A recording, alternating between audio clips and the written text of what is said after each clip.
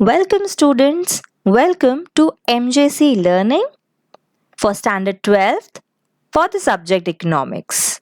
And today, as we have already started with our chapter 3b, that is Elasticity of Demand, we are going to proceed with part 3. So far in our chapter, we have understood the basic concept of elasticity of demand and then the three types, that is price elasticity, income elasticity and cross elasticity. Now again, for a brief idea, we are going to bounce back on the concept of elasticity of demand, and from that we are going to talk about our actual topic, that is the types of price elasticity of demand. So, are you ready for that? I'm sure you all are waiting for it. So, let us begin. Coming to the basic concept of elasticity of demand, here the term elasticity is coming from the word elastic, which shows the response or the responsiveness. Now, in which terms are we talking about the response or responsiveness? We are talking about the change, or you can say the response a consumer is giving to the change in the price of that particular commodity. Here, according to P.A. Samuelson, he has defined price elasticity. That means our third point, price elasticity. Here he defines it as a concept for measuring of how much the quantity demanded responds to the changing price. That means we are going to talk about or focus on how much is the response of the quantity demanded by a consumer when the price of that particular commodity changes. Okay? Therefore, we can say that elasticity of demand is nothing but the responsiveness of the change in the quantity demanded to a fall or rise in its price. Now, here we can say that we are talking not only in terms of the quantity demanded, but the price can rise as well as it can fall. So, it is nothing but the ratio or the percentage change in the quantity demanded of a commodity to the percentage change in its price. Now, as I have told you that in our part 3, we are going to discuss about the types of price elasticity of demand. Let us begin with it more deeply. So, as per Dr. Alfred Marshall, he says that price elasticity of demand is the ratio of proportionate change in the quantity demanded of a commodity to a proportionate change in its price. Now, tell me, why will the price of a commodity will change? It will because of the taste. There are factors like taste, habits, fashion, income. All these things are assumed to be constant over here, and the only thing that is changing is price. So, there are proportionate change in the quantity demanded of a commodity with respect to the change in price. And here we have a formula, that is percentage change in quantity demanded divided by the percentage change in its price. Let us move on to the very first type of our price elasticity of demand. And yes, you have read it correctly. Perfectly elastic demand. Let us first of all focus on our diagram. Here on x-axis, we can see the quantity demanded as is mentioned, and on y-axis, the price is being mentioned. Alright? Now, let us come back to what is being mentioned over here. It says perfectly elastic demand. Now, on what basis are we defining the demand to be perfectly elastic? Let us have a look. Now, it says that when a small change in price, what is changing over here? A price is changing. And what is the reaction or what is the response? It leads to infinite change in whom? In quantity demanded. It is known as infinite or perfectly elastic demand. As we have learnt before that the proportionate change is in the quantity demanded of a commodity to a given proportionate change in its price.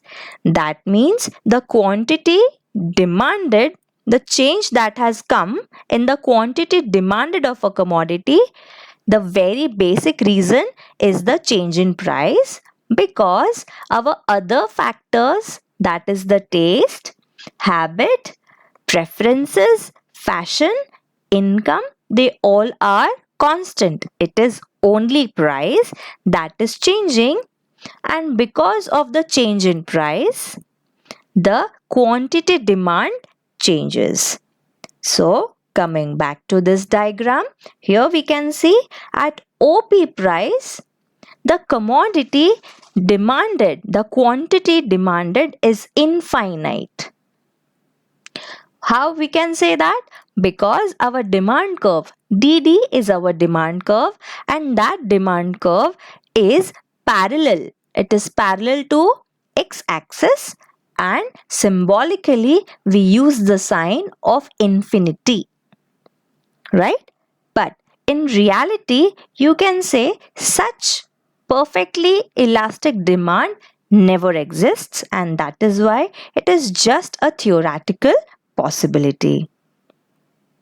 Moving on to the very opposite and the second kind of demand with respect to price elasticity is perfectly inelastic demand.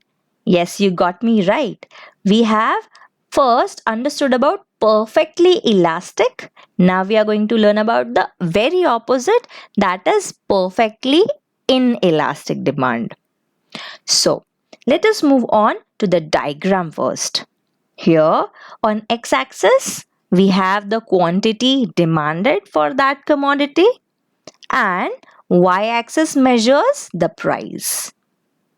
So, the initial price is OP and the quantity demanded is OQ. But let us have an example over here to better understanding. When the price rises from OP to OP1, the quantity demanded remains the same, that is, it is still OQ. And on the other hand, when the price falls from OP to OP2, again there is no difference in terms of the change in quantity which was demanded by any consumer, which shows that irrespective of the price change, there is no difference in the quantity demanded, and that is why this is the perfect example of perfectly inelastic demand. We can count salt in this example. Now, even if the price of salt is rupees 5, we are not going to consume more. That is why the demand remains to be perfectly inelastic. Diagrammatically, we can understand that the demand curve is parallel to y-axis. In our previous type, we have learnt that our perfectly elastic demand was parallel to x-axis. Parallel. right? It is not meeting. It is a straight line opposite to x-axis. There it was perfectly elastic demand. Here it is perfectly inelastic demand, and that is why it is parallel. Our demand curve is parallel to y-axis. And symbolically it is said to be as elasticity of demand is equal to 0.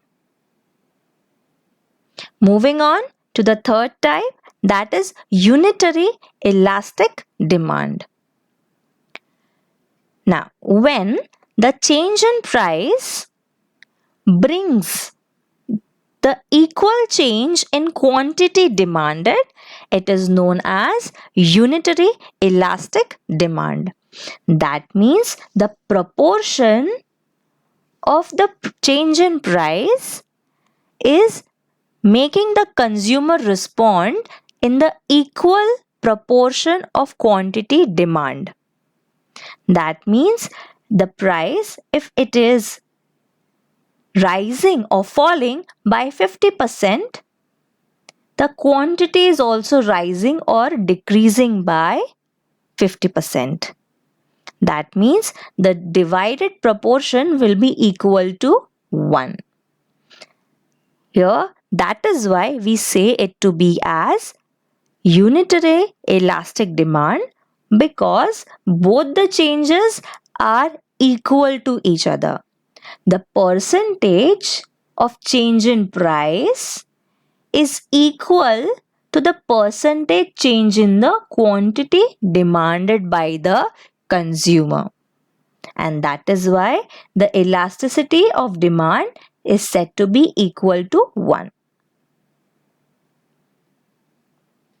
Moving to the fourth type, relatively elastic demand. Here, the elasticity is greater than 1.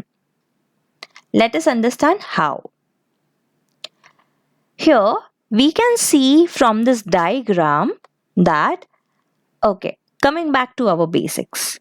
X-axis measures quantity demanded and y-axis measures the price. This is a very basic thing that you should always keep in mind, because this is helpful for our examination point of view as well.